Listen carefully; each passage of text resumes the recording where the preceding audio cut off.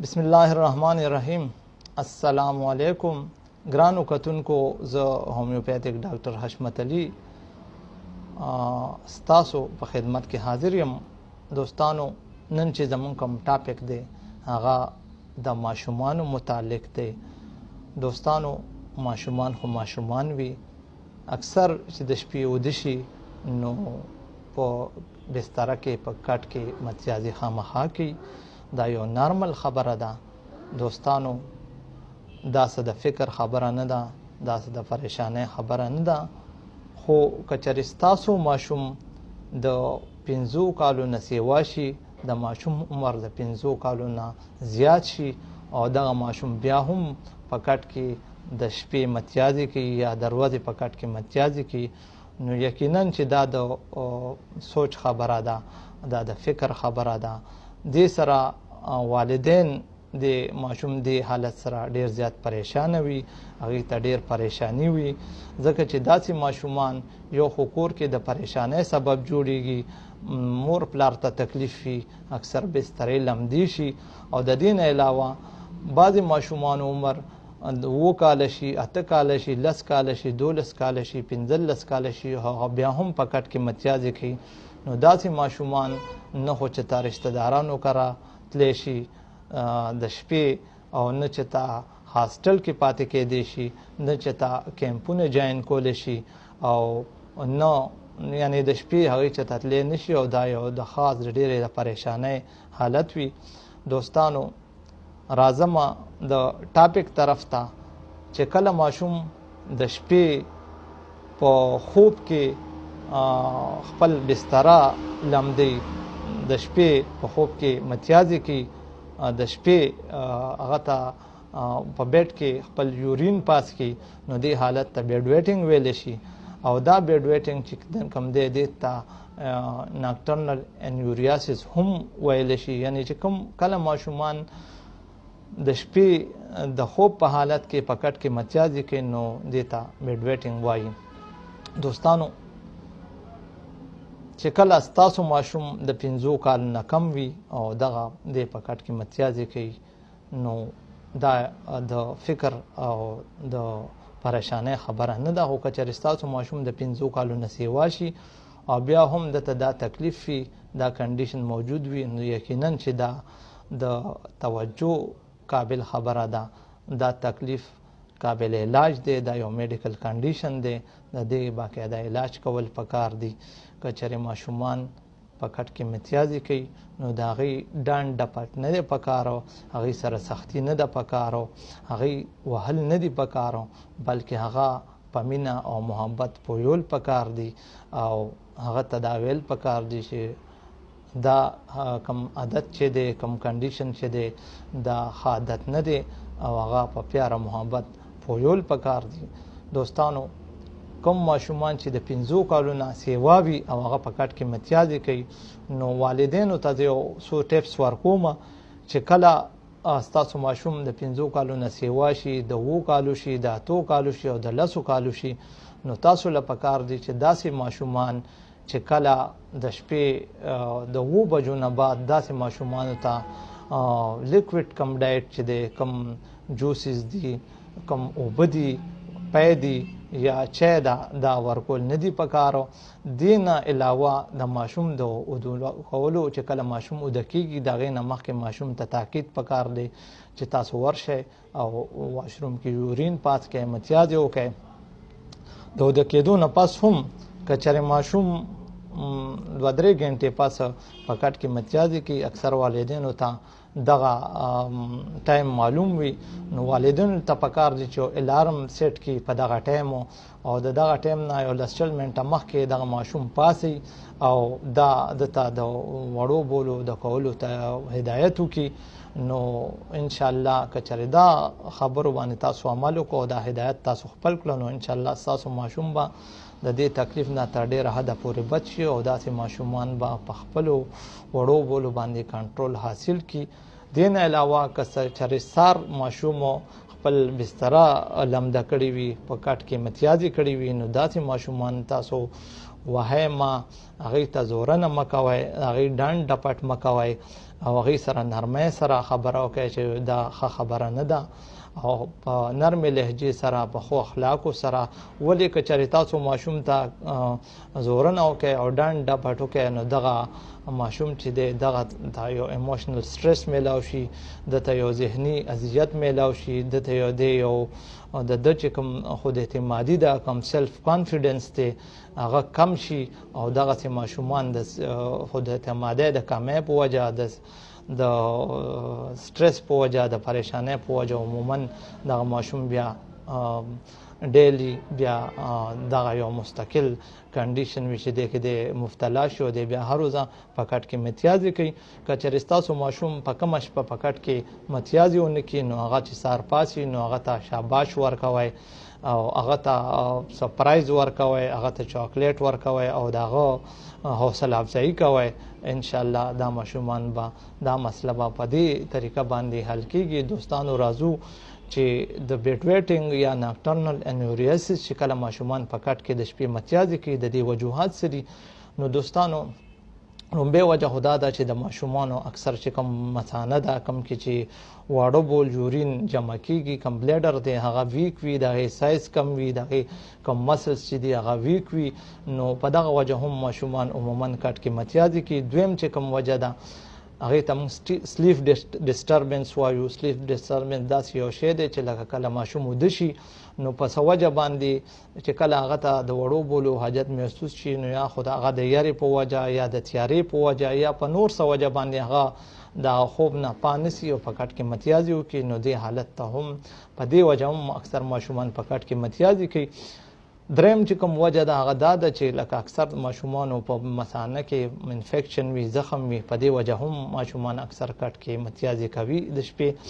څلورم چې کوم وجه ده هغه دا ده چې کوم ماشومانو خېټه سخته وي، هغې ته کانسټیپیشن وي، نو په دغه وجه هم ماشوم د شپې کټ کې متیازې کولی شي. دې نه علاوه د کومو ماشومانو په خېټه کې چې چینجي وي نو دغې ماشومانو ته اکثر دا تکلیف وي چې هغه د شپې په کټ کې متیازې کوي، هغې په خپل متیازو باندې کنټرول نه وي. نیکسټ چې کوم زمونږ د ماشومانو د په کټ کې د متیازو کولو وجه ده، که چېرې د داسې ماشومانو والدین په بچپن کې دا یو هسټري وي چې هغې کټ کې متیازې کړي وي نو غالب امکان دا دی چې ماشومان بیا هم په کټ کې د شپې متیازې کوي تر یو خاص عمره پورې. زمونږ چې کوم نیکسټ کوم دا وجه ده چې لکه ماشوم په کوم وجه باندې کټ کې متیازې کوي نو که چېرې ستاسو ماشوم د یارې ښکار وي، هغه کې د خود اعتمادۍ کمی وي او هغه د پریشانۍ سره تر مخ وي، د سوچونو او فکرونو سره تر مخ وي، نو دا هم یو وجه کېدی شي چې دغه ماشوم به په کټ کې متیازې کوي. زمونږ نیکسټ چې کوم کاز دی هغه دا دی چې اکثر ماشومانو تم بعض اوقات موږ تاسو حیران شو چې ماشومان وي او هغې ته د شوګر مریض وي، هغه مرض لګېدلی وي، هغه ډایبیټیک وي. نو که چېرې ماشوم ډایبیټیک وي نو داسې ماشومان هم عموما د شپې په کټ کې متیازې کوي، ځکه چې کوم ډایبیټیک پیشنټ دي، کوم د شوګر مریضان دي، هغې ته د شپې بار واړه بولو تکلیف وي، هغې بار هغې ته واړه بول ورځي، نو داسې ماشومان هم په خپلو وړو بولو باندې کنټرول نشي کولی او هغه د شپې په بستره کې واړه بولو کې. دا خو یو څو وجوهات چې ما تاسو سره شیر کړه، ما تاسو مخکې عرض کړه. اوس راځو د هومیوپیتیک علاج طرف ته چې په هومیوپیتیک کې د دې بیمارۍ دپاره د دې حالت دپاره کم میډیسن دی. نو هومیوپیتیک کې ډېر زبردست قسمه د دې مسلې دپاره زبردست قسمه میډیسن دي چې د هغې په استعمال سره د خپلو علاماتو مطابق که دغه میډیسن دغه دوايانې موږ استعمال کوو نو دا مسله به تر ډېره حده پورې حل شي او زموږ ماشومان به په کټ کې انشاءالله متیازې نه کوي او د دې تکلیف نه به په امن شي، دا تکلیف به ختم شي. نو بیا چې کوم میډیسن دی هغه اکویزیټم دی. اکویزیټم په هر قسمه کیسونو کې په جنرل کیسز کې مونږه که د هر که وجوهات که هره وجه وي نو مونږه اکویزیټم په 30 طاقت کې ماشوم ته 15 څاڅکي سهار 15 غرمه 15 ماښام ورکولی شو. دغه اکویزیټم موږ په مدر ټینکچر حالت کې په کیمو پاور کې دغه میډیسن چې کوم دی دا 15 څاڅکي سهار غرمه ماښام په لږ غونته اوبو کې موږ ماشوم ته ورکړو نو انشاءالله دغه دا تکلیف په ډېره حده پورې کم شي او هغه به د دې مسلې نه خلاص شي. زموږ چې کوم نیکسټ میډیسن دی هغه د کاسټیکم کې عموما دا وي چې د داسې ماشومانو مثانه کمزوري وي، د هغې د مثانې چې کوم مسلز دي کوم بلیډر مسلز دي هغه کمزوري وي. داسې ماشومان عموما که د وټوخېږي یا چینک هغې له راشي برنجې راشي نو هم هغې سره هم ټوخي سره یا برنجي سره هم د هغې هغه یورین پاس شي او د هغې نه یورین متیازې خارج شي. کچرې ماشوم د کېدو په لومبي سټیج کې اکثر ماشومان چې څنګه وده شي نو په لومبۍ ګنټه کې هم په بیډ باندې متیازې وکړي بستره لونده کړي نو داسې ماشومانو ته کاسټیکم په 30 طاقت کې 15 څاڅکي سهار غرمه ماښام په لږ غونته اوبو کې مکس کړئ ورکړئ نو انشاءالله دا تکلیف به تر ډېره حده پورې ټیک شي. نیکسټ چې زموږ کوم میډیسن دی هغه کریازوټم دی. کریازوټم کې هم د وده کېدو په لومبۍ ګنټه کې ماشوم متیازې وکړي او داسې ماشومان اکثر خوب ویني چې موږ چې ته واشروم کې یو یا داسې چې ته بل ځای ولاړ یو او دا ماشوم عموما د شپې 3 پیرې په کټ کې متیازې کوي نو داسې ماشومانو ته موږ چې کوم کریازوټم دی هغه 30 طاقت کې سهار غرمه ماښام که 15 څاڅکي که اوبو کې مکس کو ورکو وته نو دا هم یو ډېر بهترین میډیسن دی. نیکسټ چې زموږ کوم میډیسن دی هغه سینا ده.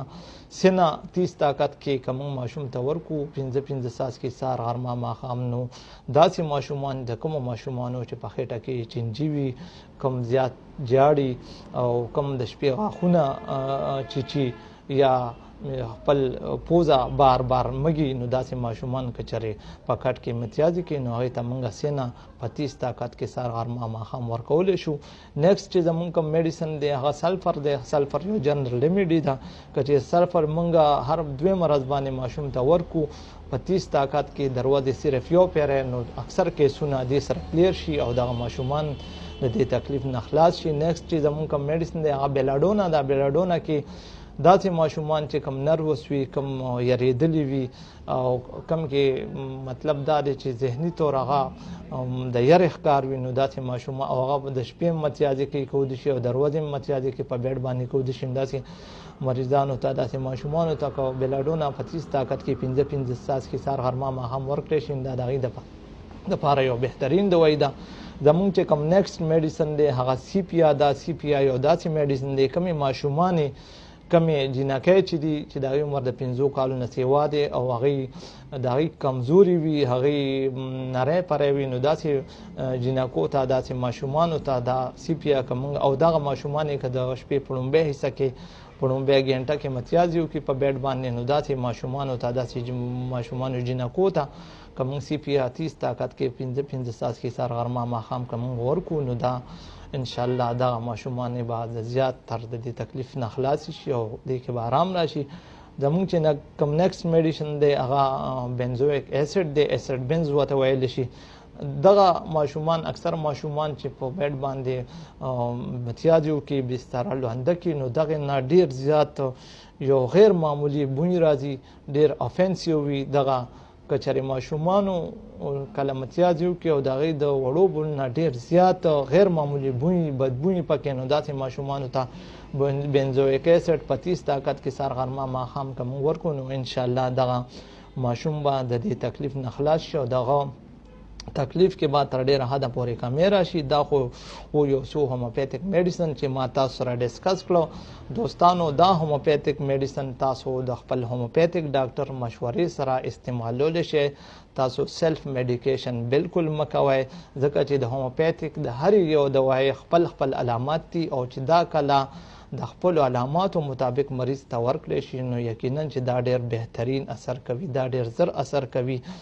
دوستانو تاسو خپل هوموپیتیک ډاکټر سره کنسلټ وکړئ. تاسو ورسره مشوره وکړئ. دغه په مشورې سره همدا میډیسن استعمال کړئ. ان شاء الله په دې مسله به تر ډیره حده پورې قابو مومئ. دوستانو که چېرې ستاسو ماشومان په کټ کې متیازي کوي، ستاسو ماشومانو ته دا مسله وي، تاسو موږ سره رابطه کول غواړئ، نو زموږ اډرس زموږ په سکرین باندې تاسو ته ښکاري. تاسو بلاشبه موږ سره رابطه کولی شئ. که تاسو موږ سره فون باندې کانټیکټ کول غواړئ نو زموږ کانټیکټ نمبر زموږ واتساپ نمبر آلریډي زموږ په سکرین باندې موجود دی. تاسو موږ سره رابطه کولی شئ، موږ سره کانټیکټ کولی شئ. دوستانو که چېرې د دې ویډیو د کتو نه پس تاسو په ذهن کې د دې بیمارۍ متعلق د دې تکلیف متعلق چې کله ماشومان د شپې په کټ کې متیازي کوي نو تاسو موږ ته په کمنټ سیکشن کې تاسو موږ ته کمنټس کولی شئ. تاسو موږ سره زموږ په واتساپ باندې موږ سره رابطه کولی شئ، زموږ په سیل نمبر باندې موږ سره رابطه کولی شئ. دوستانو زه به کوشش کوم چې زر تر زره ستاسو د سوالونو جواب تاسو له درکړم. دوستانو امید لرم چې دا ویډیو به ستاسو خوښه شوې وي. د دې تکلیف متعلق کوم آګاهي چې دا به تاسو خوښه شوي، تاسو به په دې پوه شوي وئ چې دا بیماري د څه د وجې کېږي، ولې کېږي. دوستانو د ویډیو کتو نه پس که چېرې ویډیو ستاسو خوښه وي نو دا معلومات خپلو خپلوانو سره، خپلو دوستانو سره په واتساپ او فیسبوک باندې شیر کړئ، ځکه چې دا یو کار خیر دی چې دا معلومات زیات خلکو ته ورسي. دوستانو زموږ یو سوچ دی، زموږ یو فکر دی چې د مختلفو بیمارو متعلق تاسو ته اویرنس درکو، تاسو ته معلومات درکو چې تاسو تر ډیره حده پورې د بیمارو نه بچ شئ او تاسو د بیمارو په علاماتو پوه شئ. تاسو په دې خبره پوه شئ چې په کومه طریقه به تاسو خپل ځان، خپل فیملی ممبرز او خپل دوستان د بیمارو نه ساتئ. په دې باره کې به تاسو موږ سره هیلپ کوئ، زموږ ویډیوګانې به شیر کوئ. نو دا یو کار خیر دی، د انسانیت بهتري ده. او په دې طریقه به موږ د خپل پروګرام جاری ساتو. موږ ته ستاسو د حوصله افزایۍ ضرورت دی، ستاسو د مدد ضرورت دی.